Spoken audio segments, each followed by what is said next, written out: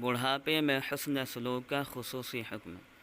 اللہ تعالیٰ نے خاص طور سے والدین کے بڑھاپے کو ذکر فرما کر ارشاد فرمایا کہ اگر ان میں کوئی ایک یا دونوں تیری زندگی میں بڑھاپے کو پہنچ جائے تو ان کو اف بھی مت کہنا اور نہ ان سے جھڑک کر بات کرنا۔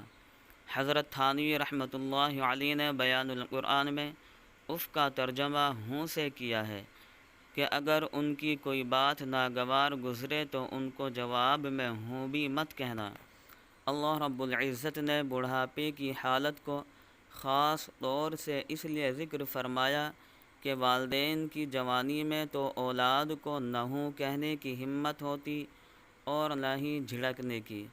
جوانی میں بدتمیزی اور گستاخی کا اندیشہ کم ہوتا ہے، البتہ بڑھاپے میں والدین جب ضعیف ہو جاتے ہیں اور اولاد کے محتاج ہوتے ہیں تو اس وقت اس کا زیادہ اندیشہ رہتا ہے۔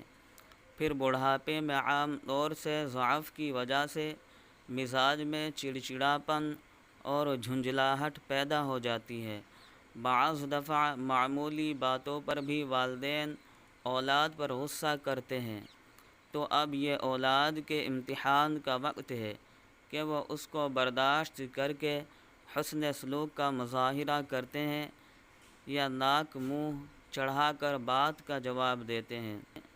اس موقع کے لیے اللہ تعالیٰ نے حکم یہ دیا ہے کہ جواب دینا اور جھڑک کر بات کرنا تو دور کی بات ہے، ان کو اف بھی مت کہنا اور ان کی بات پر معمولی سی ناگواری کا اظہار بھی مت کرنا۔ حضرت علی رضی اللہ عنہ کا فرمان۔